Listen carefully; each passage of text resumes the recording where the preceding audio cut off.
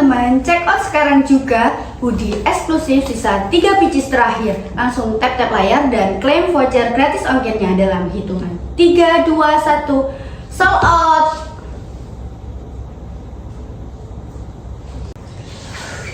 Tenggorokanku rasanya mau copot, Vel. Tapi tadi aksiku hebat banget kan? Luar biasa, Mei. Kamu emang housewife terbaik. Valian, kamu coba cek di e-commerce ya, total omset bulan kita berapa? Oke. Wah, penjualan kita bulan ini tembus 60 juta, Velia. Kalau konsisten begini, tahun 2026 ini proyeksi omset kita bisa mencapai 720 juta. Wah, asik. Berarti bonus pencapaian Housewife kece ini bisa naik dong, Vel. Bonus sih bisa diatur ya. Tapi setelah omset kita sudah mencapai batas tertentu di tahun ini, ada peraturan perpajakan e-commerce terbaru yang wajib kita patuhi sebagai pelaku UMKM. Waduh, pajak lagi. Valian, aduh, jangan bilang keuntungan kita bakal habis dipotong pajak. Aku baca di sosmed, aturan pajak e-commerce 2026 bisa bikin seller pada gulung tikar.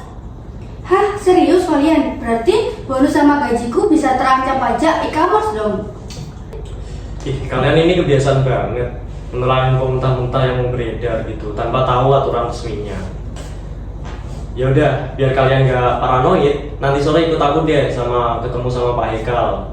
Nah, Pak Hekal ini orang yang biasa pengunjung pajak yang biasa nanganin pelaku e-commerce UMKM. Sore Pak Hekal. Sore Mas. Duduk Mas Mbak. Terima kasih. Jadi ada yang bisa saya bantu Mas? Jadi gini Pak, kami itu mau konsultasi soal pajak UMKM e-commerce. Jadi kami itu takut Pak, karena berdasarkan info yang beredar itu banyak yang UMKM yang belum tikar karena terkena pajak gitu Pak. Mungkin Bapak bisa menjelaskan kepada kami gitu. Jadi Mas dan Mbak ini takut ya kalau karena ada aturan pajak terbaru terkait e-commerce di tahun 2026 ini bisa menjadikan usahanya jadi gulung tikar. Iya. Jujur, iya Pak Hekal. Saya kan usahawan kecil yang berjualan di marketplace. Katanya marketplace sekarang tuh bakal motong pajak otomatis. Terus omset saya kan belum miliaran. Apa bakal tetap kena? Iya nih Pak Hekal, Velia dari kemarin mikirin itu terus sampai gak bisa tidur. Baik, mari kita luruskan ya Mbak dan Mas. Penunjukan marketplace sebagai pemungut atau pemotong pajak di tahun 2026 ini justru bertujuan untuk menciptakan kemudahan, efisiensi, dan kesetaraan bagi pelaku pajak UMKM digital. Bukan untuk membebani usaha atau justru mematikan usaha. Betul kan? Yang aku bilang, sistemnya itu sekarang sudah dibuat otomatis dan transparan lewat integrasi NIK dan NPWP. Tepat sekali Mas Valian. Khusus untuk orang pribadi, pelaku UMKM seperti Mbak Velia ini, negara memberikan fasilitas berupa penghasilan tidak kena pajak atau PTKP sebesar 500 juta per tahunnya. Hal tersebut sesuai dengan regulasi PPh final UMKM 0,5%.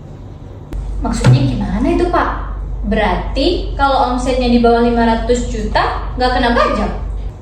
Benar sekali Mbak. Jadi usahawan yang memiliki omset 0 sampai 500 juta per tahunnya itu nanti tidak akan dikenai PPh final UMKM. PPh final UMKM 0,5% baru akan dikenai jika memiliki omset di atas 500 juta per tahunnya. Oke, jadi untuk itu saya hitungkan dulu ya untuk kira-kira berapa pajak yang dikenakan oleh Mbak Velia ini. Oke, boleh Pak. Oke, jadi di sini setelah saya hitungkan dari total omset Mbak Velia selama 1 tahun, yaitu ada 720 juta setahun. Untuk pajak yang akan dibayarkan Mbak Velia itu hanya sekitar Rp1.100.000 saja Mbak. Tunggu. Berarti dari omsetku yang 720 juta setahun, total PPh yang aku bayar setahunnya cuma 1.100.000. Sebulannya nggak sampai 100.000 dong Pak. Nah, berarti sebulannya cuma 91.000 dong. Itu kan seharga kopi 2 cangkir di kafe. Betul sekali Mbak Mi. sangat terjangkau kan? Jadi kalau ada narasi pajak membunuh bisnis e-commerce atau membunuh UMKM itu tidak benar jika kita paham aturannya. Betul itu, apalagi kan sistem sekarang sudah lebih mudah, lebih praktis gitu. Jadi kan kayak marketplace itu sudah menyediakan rekapan laporan transaksi kita dan juga sudah terintegrasi di Cortex, di form SPT tahunan gitu. Benar sekali Mas. Jadi memang ada langkah mudah untuk pelaku e-commerce di tahun 2026 ini. Yang pertama, kita perlu memvalidasi NIK menjadi NPWP di portal pajak atau Cortex. Yang kedua, catat seluruh omset bulanan secara teratur agar nantinya kita mengetahui untuk omset 1 tahun kita berapa. Kemudian yang ketiga, store atau koordinasikan pemotongan PPh final 0,5% secara tepat waktu. Jangan sampai melebihi batas waktu yang tersedia. Dan yang terakhir, yang pasti harus dilakukan, itu kita harus melaporkan SPT tahunan sebelum tanggal 31 Maret di tahun yang berjalan. Oh gitu ya Pak Ekal. Oh baik Pak Ekal, terima kasih banyak atas konsultasinya ya Pak.